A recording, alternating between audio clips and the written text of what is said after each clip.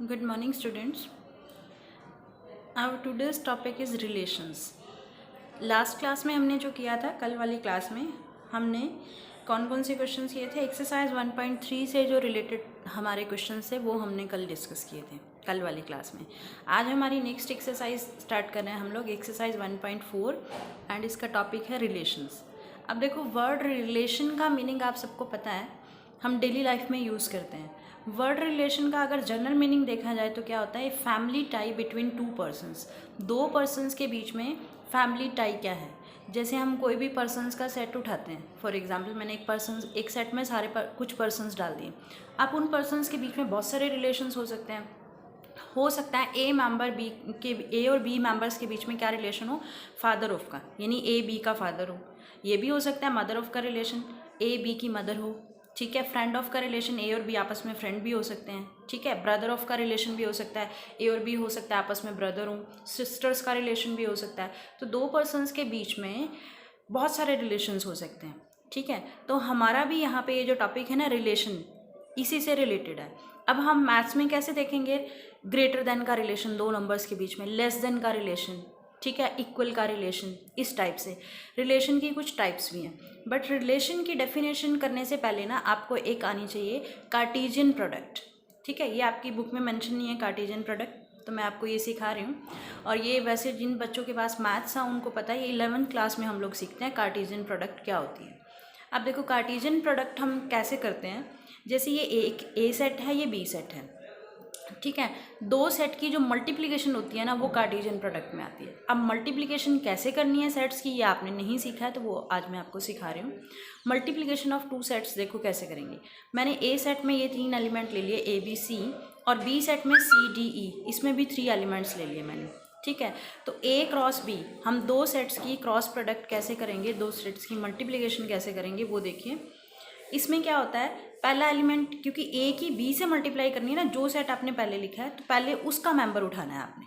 ठीक है, ए सेट हमने पहले लिखा है तो पहले मुझे ए सेट का मेंबर उठाना पड़ेगा। तो मैंने ए सेट का एक मेंबर उठाया और उसको क्या किया, बी सेट के हर एलिमेंट से, हर मेंबर से क्या करना है, मुझे प्रोडक्ट करना है। अब प्रोडक्ट लिखी कैसे जाएगी, देखिए ये सेट की नोटेशन है, इसमें हम लिखेंगे ऐसे छोटी ब्रैकेट डाल के, ए की प्रोडक्ट मैंने सी से करी, तो अब हमें वो मल्टीप्लाई का साइन नहीं डालना है। जब ऐसे दो सेट्स की क्रॉस प्रोडक्ट होती है ना, यानी मल्टीप्लिकेशन होती है, इसको कार्टेशियन प्रोडक्ट भी बोलते हैं, तो हम कॉमा से सेपरेट करते हैं। इस वाले सेट का पहला मेंबर और दूसरा मेंबर ये दूसरे वाले सेट का आएगा ऑलवेज। जैसे बी सेट है तो ये ए की मैंने सी से करी तो उसको ऐसे प्रोडक्ट को लिखेंगे। अब ए की मैंने डी से प्रोडक्ट करी तो ए कॉमा डी, फिर मैंने ए की ई से प्रोडक्ट करी तो ए कॉमा ई। ठीक है, ऐसे हम मेंबर्स को लिख रहे हैं। अब देखो, ए की मैंने सब मेंबर्स के कर ली, एक मेंबर उठाओ और उसकी बी सेट के हर मेंबर से प्रोडक्ट कर दो, वो आ गया आंसर। फिर आप क्या करो, बी नेक्स्ट वाला एलिमेंट उठाया मैंने, बी उठाया, बी की मैंने क्या करी, सी से प्रोडक्ट, तो उसको क्या लिखेंगे, बी कॉमा सी। फिर मैंने क्या किया, बी की नेक्स्ट वाले एलिमेंट से बी कॉमा डी, फिर बी कॉमा ई। देखो मैंने क्या किया, पहले ए मेंबर्स को बी के हर एक मेंबर से प्रोडक्ट कर दिया, 3 आंसर वहाँ से आ गए। फिर बी का एक मेंबर उठाया, उसको ए सेट का सेकंड मेंबर उठाया बी, उसको मैंने कैपिटल बी सेट के हर मेंबर से प्रोडक्ट करी, तो उससे क्या आ गया, B comma C, B comma D, B comma E. अब मैंने क्या किया, थर्ड मेंबर को लिया, सी को लिया। अब ए का जो ये सी मेंबर है, इसको मैं इसके हर मेंबर से प्रोडक्ट करूँगी, तो पहला क्या आएगा, सी की सी से प्रोडक्ट, सी कॉमा सी, फिर सी की डी से प्रोडक्ट होगी, सिमिलरली सी की ई से प्रोडक्ट होगी, और अब क्लोज कर दिया क्योंकि ए में कोई मेंबर नहीं बचा। ए की बी से प्रोडक्ट करनी है तो पहला मेंबर डेफिनेटली हमेशा याद रखना किसका होना चाहिए, ए सेट का ही होना चाहिए, और सेकंड मेंबर दूसरे सेट का नेम बी हो सकता है, सी हो सकता है, डी, जो भी आप नेम दोगे सेट को। हमने किया था ना डेफिनेशन में, सेट का नेम ऑलवेज कैपिटल लेटर से नोटेशन देते हैं, कोई भी कैपिटल अल्फ़ाबेट हो सकता है। तो इस तरह से कार्टेशियन प्रोडक्ट। तो रिलेशन की डेफिनेशन से पहले ये वाली एक्सरसाइज स्टार्ट करने से पहले आपको कार्टेशियन प्रोडक्ट आनी चाहिए कि दो सेट्स की प्रोडक्ट कैसे करते हैं। ठीक है, अब अब हम डेफिनेशन, अब इसमें एक चीज़ और समझ लो, रिलेशन की डेफिनेशन से पहले डोमेन किसको बोलते हैं और रेंज किसको बोलते हैं। अब देखो, डोमेन पता है क्या आएगा, ए क्रॉस बी का डोमेन ढूंढना है ना। ठीक है, जो इस प्रोडक्ट में ना पहला मेंबर है, फर्स्ट, इसको फर्स्ट मेंबर बोलूँगी, इसको सेकंड मेंबर बोलूँगी, तो इस पूरे के पूरे सेट में जो फर्स्ट मेंबर है वो डोमेन में आएंगे। क्या बताया मैंने, जो फर्स्ट मेंबर्स हैं वो सारे के सारे किस में आएंगे, डोमेन में आएंगे। अब देखिए डोमेन में क्या आया, ए। अब मैं ए को 3 टाइम्स नहीं लिखूंगी, याद है ना डेफिनेशन सेट की कि रेपिटेशन से कोई इफेक्ट नहीं पड़ता। हमें रिपीटेड मेंबर जो लिखना वो मीनिंगलेस है, उसको हमें एक ही बार लिखना, बार बार नहीं लिखना। अब नेक्स्ट देखो फर्स्ट मेंबर में क्या आ रहा है, बी, एक ही बार लिखेंगे बी। फिर फर्स्ट मेंबर में क्या आ रहा है, सी, तो ये सी, और तो कोई नहीं है फर्स्ट मेंबर में, तो ये मेरा डोमेन हो गया।